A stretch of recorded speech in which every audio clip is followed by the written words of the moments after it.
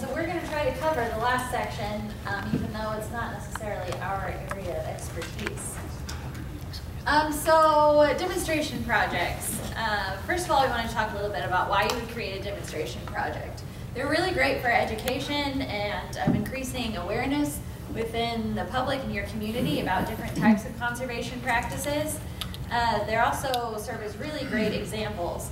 I like to develop a nice network of demonstration practices within my county, so whenever I talk to someone about a specific conservation practice, say a rain garden or bioswale, I can give them a map of our different demonstration projects, and they can go out and see that project and see what it looks like installed, learn a little bit about how it functions, and give them a better idea of what it could look like on their property.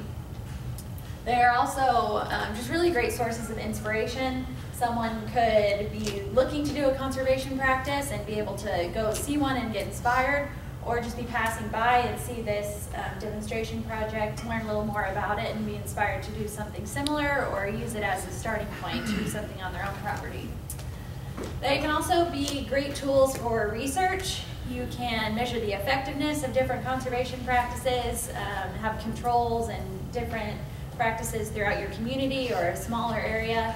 They can also be great to test out the effectiveness of different specific products and different installation options.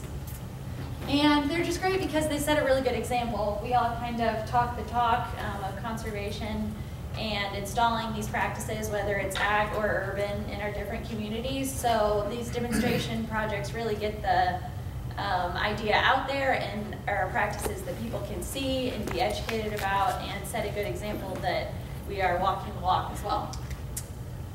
So some considerations for developing demonstration projects. First of all, you want to think about your location. Obviously, you want to be able to connect with a lot of people. So getting into a little more about our specific projects that we created for our Academy project. We are in Hamilton County there, which is the red box, and then specifically this project was in Westfield, which is this area of Hamilton County, but our project is right here. So there's something in central Indiana called Home-A-Rama. It happens every summer, and it's basically a different residential development that's being created. They welcome a lot of people out for about 3 weeks at the beginning of June, and you can pay to tour 5 brand new custom-built homes.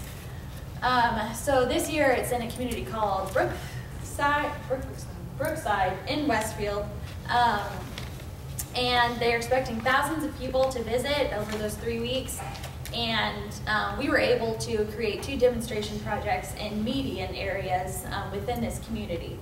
So they are between the parking area and the 5 homes, so everyone that goes to these homes is going to have to walk past these 2 sites. So we're going to be able to capture a lot of people that are going to be able to see these projects. So we're going to be able to make a lot of connections. Another thing you need to think about is your message or the point you're trying to get across.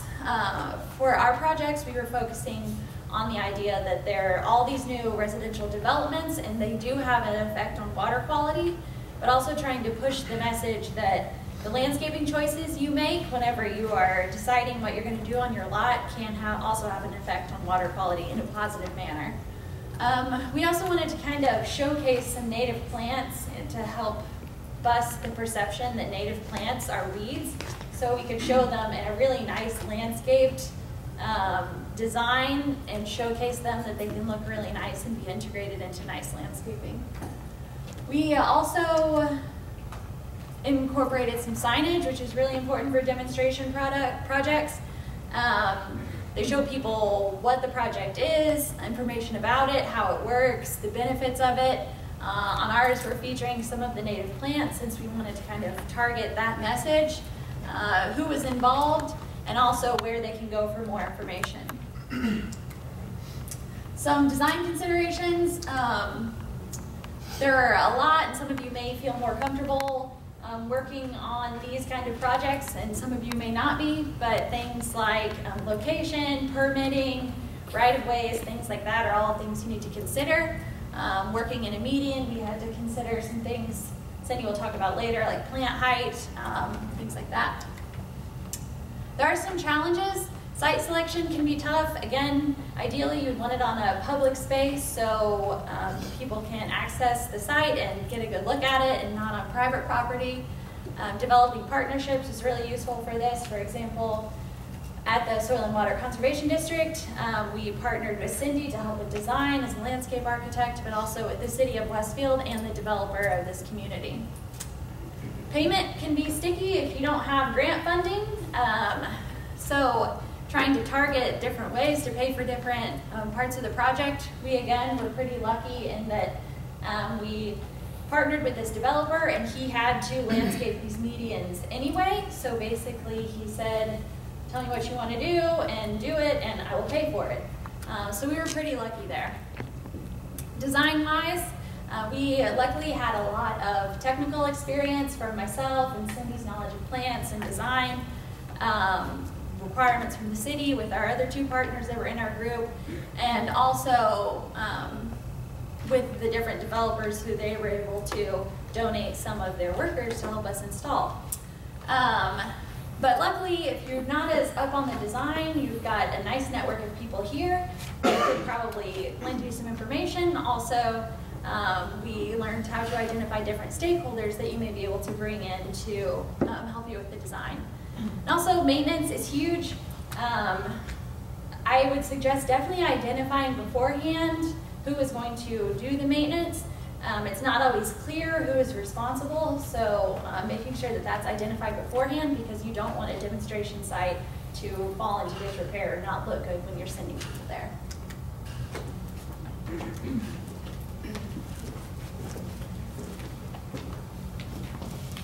When designing a garden, you need to look at your site conditions and then think about what you want the garden to look like when you're done.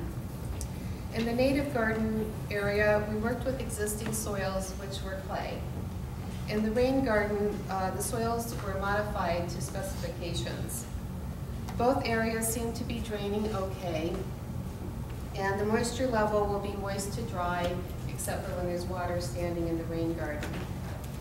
Both garden spaces have a sunny exposure. We wanted to keep plants to under 4 feet in height. We looked for well-behaved plants and selected plants that have variety, including seasonal interest, color, and texture. There are a lot of really great native plants to use for landscaping. We decided on using a mix of wildflowers and grasses that gave a representative sample of medium and short prairie plants. We have plants in bloom from June through October. The grasses, purple coneflower, and black-eyed Susan could add interest in the winter. Plants like blazing star add vertical interest. The plant nursery is sold in trays, so since our rain garden was smaller, we had to also look for plants that could be used in both areas. And the chart shows columns that have height, bloom color, bloom time, and rain garden qualities. The rain garden is located in the North Island. The sketch on the left, your left, shows water flowing from a grassy area to a 10 by 12 foot rain garden. We replaced the existing soil with a mix of 50% topsoil, 25% sand, and 25% compost to a depth of 12 inches. The diagram on the right is the final planting plan, and plant species are grouped in a minimum of 3 to add impact. The native garden is in the South Island, and it's on the south side of 3 existing trees. It's approximately 28 feet by 35 feet. The site required a small retaining wall, and we asked the developer to use rocks instead of a keystone wall to give it a more natural looking setting. And it looks really good. We wanted the garden design to help inspire people to use native plants at home. We looked at a few different concepts, you'll see on the right side, and we decided to work with concept D because it worked well to break up the shape of the median and it looks well organized.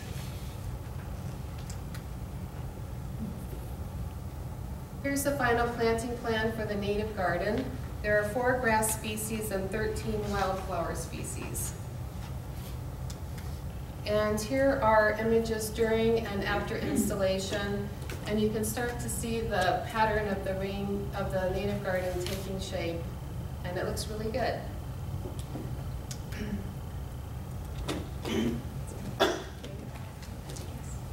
Okay, so this isn't our part necessarily, but here we go. Okay, so it's just timing wise, you're only gonna do a few more minutes, right? Yeah. Thank you. So from the City of Westfield's perspective and MS4 perspective, they were of course involved in making sure right-of-ways and clearances and all of that were met, but also they were interested in demonstration projects to meet their MS4 minimum control measure requirements. So for MCM1, Public Education and Outreach, they try to meet with homeowners to develop rain gardens, get rain barrels installed, and people to use native plants. They will definitely push information about these projects for to educate City of Westfield residents, and also partnering with organizations like the SWCD to get developers and contractors involved, and trying to work with a lot of people passing this project to install other projects like this in Westfield. And these are bigger shots of the signs that we're installing right now.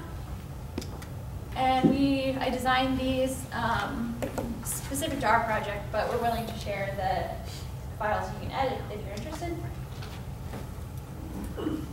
The City of Westfield is growing, and they're very concerned with stormwater quality and quantity. They have put in place Chapter 700 for low impact development, which has standards for selection and design of best management practices. We are still finishing up the gardens. We need to plant the rain garden and add mulch to both areas. The Home-A-Rama, as Claire mentioned, is the first 3 weeks of June from Wednesday through Sunday each week. It has the potential to reach thousands of attendees. We hope through our demonstration gardens, we will inspire people to landscape for benefits to water quality and water quantity at home. Thank you.